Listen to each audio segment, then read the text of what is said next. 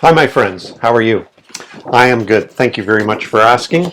And I just want you to know I love you and thank you for watching this video, which is an explanation of my poster, Christ Collage, it's called, because it's a collection of 16 of my most popular images of Christ collected together into one piece. And you can get this in my store. It comes in a print this large, 12 by 18, and all the way down to 4 by 6, and it's on t-shirts and mugs and everything. So I wanted to explain it because often I get people saying, what do they mean? And so I thought I would just take a few minutes and describe what each of these drawings mean. And I drew these at different times in my life where I was trying to show where what was going on at the time. So these are kind of ad hoc. They were drawn during a time when they really meant something at that time. So this first one, oh, also I wanted to say, whether you don't believe in Jesus, or maybe you just believe in the historical Jesus, or you don't believe in the salvific Jesus, of salvation and all that, what I'm trying to convey, to me that doesn't matter.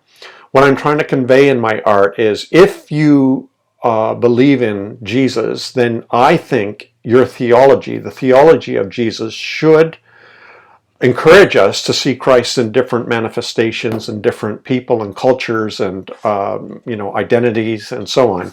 And it kind of reminds me of Mother Teresa, who was applauded for her compassionate view that she saw Christ in every street child that she tried to help and rescued from the streets of Calcutta.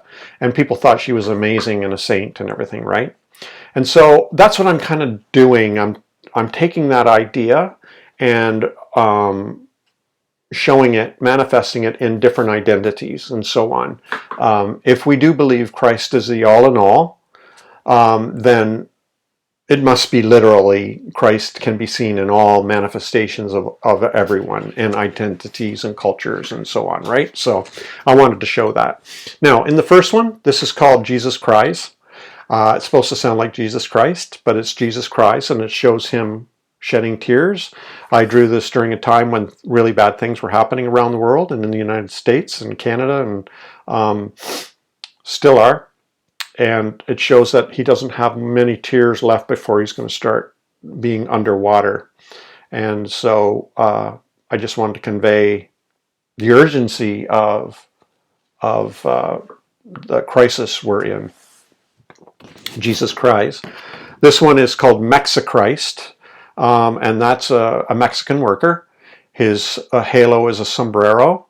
There's holes in it. I don't know if he was shot at or not, or that he's just poor and it's threadbare. He's got a cross around his neck. He's got an orange in his hand. But his children are hiding. They're afraid because they don't want to be separated from their parents. And we've seen that happen. In fact, over 600 children right now in the United States who were kept in cages have been separated from their parents, and they can't find them and reunite them. So they've got a whole task force ready and waiting to find them, track them down. This one I call Science and Wonders. It's supposed to sound like Signs and Wonders, Science and Wonders. And this one, it shows Jesus with the physics symbol behind his head, science symbol behind his head as a halo, and it's gold. And then in his hands is the melting earth. And of course, that represents the global warming that we're experiencing right now. And I think if you do believe in God, your God should care about the planet. And Jesus would as well. And then this one I call Includer. That was the first one I ever drew. It's supposed to look like an old-fashioned icon. His halo is the rainbow colors, the LGBTQ colors. And I call it Includer because in Christ all are included. That's good theology, in my opinion. This one I call Standing Rock. I drew this during the Standing Rock protests of First Nations people claiming their right to the land and what happens upon it. And his halo is the healing wheel. And I call it Standing Rock because I do believe Christ is represented among First Nations people and people of all cultures. This is not just an American problem, it's a Canadian problem and an issue around the world that we need to address. Respect for First Nations people. This one I call Higher, and it shows Jesus smoking a blunt, and his halo is a marijuana leaf. Excuse me. And I called it Higher. Weed is legal here in Canada. I can just go right up the road here and buy it if I want it. I don't partake myself. I don't like what it does to me. I prefer a glass of wine. Yeah, that's called Higher. I drew that, and a lot of people are offended. They'd say Jesus would never smoke weed, but yeah, whatever. We'll see. The next one I call Refugeesus, because he's representing a refugee, and I really do think that Christ, if you believe in Jesus, that you should be able to see Jesus in those who are marginalized, rejected, persecuted, and fleeing for their lives or looking for a better life. A lot of people ask me what he's got, what he's carrying in the burlap. You tell me, what do you think it is? His halo is barbed wire. This one is Let Them Eat Cake, and I drew this in response to the bakery that refused to bake a wedding cake for a same-sex couple for their wedding. And of course the cake is rainbow and his halo is rainbow. I think everybody should be able to get their wedding cake, even if it's same-sex marriage, which is legal in Canada, across Canada, and I think it should be legal around the world. This one here is called the Holy Family, and of course they're refugees again behind barbed wire. They look Middle Eastern, and they're in distress. A lot of compassion for refugees, and that's what that one represents. That's available also on Christmas cards too. The Holy Family. And a lot of people get upset. They start arguing, trying to be biblical scholars, that the Holy Family weren't refugees, and people need to be reminded that they fled to Egypt and then, et cetera, to escape Herod, the ruler's wrath. That's biblical story, whether it's true or not. But, that's enough to say they were refugees, at least for a time. But that's not the point of this cartoon. The point of this cartoon is that I believe we are all holy. There's no separation between holy and unholy, sacred and secular. We're all holy. We're all good. Creation, all of creation is good. All people are good, worthy of life and justice and equality and freedom and happiness. That's what that means. This next one is called Jesus, and it's a woman, and she looks angry. She's a bit pregnant, and she's not to be messed with. Her arms are crossed in defiance. Her halo is the female symbol, and she's a person of color. And the colors represented, green, orange, purple, red, etc., are colors of passion. This one is called Safety. And I drew this during the time when the safety pin was used. So if you put a safety pin on you, you were identified as a person who was safe, considered safe, and it may be even safe to come out to, that you were a person of safety to people who were abused or afraid or, needed help. So that's why I drew that one, Safety. And of course, his halo is a heart. This next one is the Pizza Christ. It's supposed to sound like the peace of Christ, but the Pizza Christ.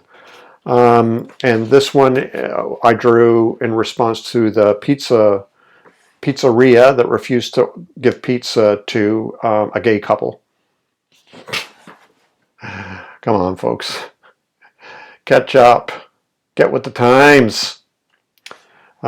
Just let people eat. Does that mean to say... Anyway, the Pizza Christ. And nothing like a good old pepperoni and cheese pizza. This one is called Questioner, And I saw this image in a dream of Jesus as a boy, 13 years old. He's got freckles, dark complexion, dark hair, but also the pupils of his eyes are shaped like a cross. Questioner. Jesus was an expert questioner, and he started at a very young age when his parents lost him. And they went and found the boy, and the elders in the temple were impressed at the questions that he was asking. So he started at a very young age. This one I call Neither, and it's my transgender Christ. And you can see that if you cover one half, looks male, and the other half looks female. And of course the male and female colors, and then I've got the non-binary symbol behind, and then the rainbow colors behind. And it's one of my most beautiful ones personally. I love it. A lot of people love it. A lot of people order that print. Yeah, you can get all these prints individually too, if you want. And then this one is called Advocator, because we know Christ himself was abused. He knew what it was to be abused and assaulted. His halo is a target. And I know a lot of people who have felt that they were targeted and who were targeted for abuse and bullying and so on. And I wanted to draw that to show that Jesus was an advocate because he knew what it was to be abused and to be a victim and to be a survivor. And then finally, change. And I drew this because of the increase in poverty in the world. The rich keep getting richer and the poor keep getting poorer. It's outrageous. I mean, in the United States, minimum wage is the same as it was 11 years ago. And meanwhile, the billionaires have become even richer during a pandemic.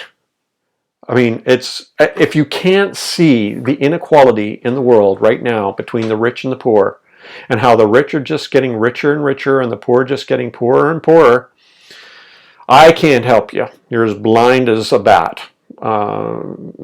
Philosophically, when it comes to that, if you can't see that, if you can't see, and so that's what this one is about. It's called change, and he's not asking for change, coins. He's asking for change, transformation. He's asking us to change so that we can end poverty. It'd be so easy to end poverty. There's a few people in this world who could end poverty now, who could end hunger now in entire nations now, right now. But instead continue to pay their employees minimum wage. Why do the evil prosper? It's an ancient question, and we're still asking it. And for his halo, he's got a sleeping bag. So I depicted him as a street person. So that's the images of Christ. Again, the collage. Again, you can order prints of each one or all together in my NakedPastorStore.com. And again, whether you believe in Christ or not, if you do, I claim that your belief in Christ, if good theology demands that we perceive Christ in all these manifestations. Much love, my friends. Thanks for listening.